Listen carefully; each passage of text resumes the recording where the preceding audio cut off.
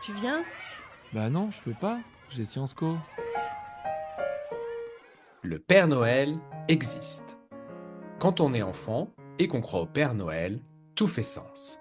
Le cadeau au pied du sapin, c'est une preuve. Les pubs à la télévision, c'est une preuve. La maîtresse qui joue le jeu. Encore une preuve. Et les indices qui vont contredire l'histoire, comme des parents un peu trop discrets ou des papiers cadeaux qui sont retrouvés dans le placard, eh bien on les oublie, on les minimise, ou on les réinterprète en se disant, eh bien c'est normal, ils aident le Père Noël. Ce que vivent les enfants à Noël, c'est un biais de confirmation. Et mauvaise nouvelle, ce biais de confirmation ne disparaît pas avec l'âge. Il nous accompagne jusque dans nos classes. Bienvenue dans ce nouvel épisode consacré non pas au Père Noël, mais au biais de confirmation en éducation, et proposé par Adeline André. Isabelle Digard, Et Frédéric Guilleret. Commençons par un petit test. Vous devez trouver la règle qui se cache derrière la suite de nombres suivantes. 2, 4, 6. votre mission, c'est d'essayer de deviner cette règle. Pour cela, vous devez proposer d'ajouter deux nombres à cette suite qui, selon vous, respectent la règle cachée. Une fois que c'est fait, formulez la règle dans votre tête. C'est à vous de penser à deux nombres qui suivent 2, 4, 6 et à la règle cachée derrière. Dans un laboratoire, nous aurions pu vous dire à chaque proposition, oui, ce nombre respecte la règle ou non, il ne la respecte pas. Évidemment, en format podcast, nous ne pouvons pas vous donner de retour personnalisé. Mais l'exercice reste intéressant, car il vous oblige quand même à observer comment vous testez votre hypothèse. Quelle était la règle? Si vous avez proposé 8 et 10 et imaginé que la règle était nombre pair qui augmente de 2, eh bien ce n'était pas la bonne réponse. La règle était suite de nombres croissants tout simplement. Autrement dit, vous pouviez tout à fait proposer 2, 4, 6, 7, 15 par exemple. Et ce que montrent les recherches, c'est que dans une expérience comme celle-ci, la plupart des personnes proposent uniquement des suites qui vont dans le sens de leur première idée, sans jamais essayer de la mettre vraiment à l'épreuve. Ils cherchent en fait à confirmer leur hypothèse et non pas à l'infirmer.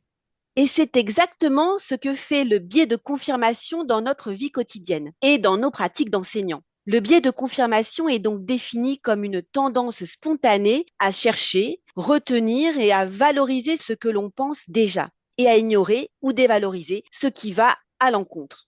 Du coup, dans la classe, notre cerveau voit ce qu'il veut voir. En tant qu'enseignante ou enseignant, le biais de confirmation s'invite partout. Si nous pensons que le travail en îlot met le bazar, alors chaque séance un peu bruyante devient une preuve. Et les rares fois où le volume sonore est acceptable, on trouve une explication, comme par exemple ah, aujourd'hui les élèves étaient vraiment fatigués. Et si on pense que les élèves ont des profils d'apprentissage visuel, auditif ou kinesthésique, alors on les verra dans notre classe. L'élève qui dessine est visuel, celle ou celui qui répète à voix basse est auditif, et celui ou celle qui bouge est kinesthésique. Alors qu'on sait bien que c'est un neuromythe. Alors, comment lutter finalement contre le biais de confirmation? On ne peut pas l'éteindre, mais on peut l'apprivoiser. Tout d'abord, on peut changer la question qu'on se pose et passer de est-ce que ce que je fais fonctionne à pour qui ce que je fais fonctionne et pour qui cela ne fonctionne pas. Plus puissant encore, on peut se demander activement quels sont les arguments contre mon hypothèse. Qu'est-ce qui prouverait que j'ai tort? Y a-t-il des contre-exemples à ce que je pense? On peut aussi mettre en place des comparaisons avant-après ou entre groupes en réfléchissant sur des indicateurs en faveur et en défaveur de son hypothèse. On peut inviter un regard extérieur, comme un collègue. Enfin, on peut faire de la dialectique intérieure et être sa propre opposante ou son propre opposant. Et se dire, eh bien, mon premier réflexe, c'est de penser ça. Maintenant, je vais chercher une autre hypothèse explicative, puis une autre, et encore une autre. Finalement, quand on était enfant, avoir envie de croire au Père Noël, c'était voir des preuves partout. Mais aujourd'hui, en tant qu'enseignante ou enseignant, on peut choisir un autre super pouvoir de Noël, celui de laisser nos hypothèses être bousculées, affiné, enrichi et accepter d'être surpris par la réalité de la vie de la classe. Alors oui, le Père Noël continuera d'exister dans les yeux des enfants. Mais nous, dans nos classes, on fera exister un doute professionnel bienveillant au service de la réussite de tous les élèves. Merci d'avoir écouté ce dernier épisode de l'année 2025, notre épisode numéro 30. Et merci de nous écouter et de nous suivre semaine après semaine. À très bientôt donc, dès le début 2026, dans cet univers fascinant où les neurones rencontrent l'apprentissage. Si cet épisode vous a plu, n'hésitez pas à vous abonner et à partager tout autour de vous.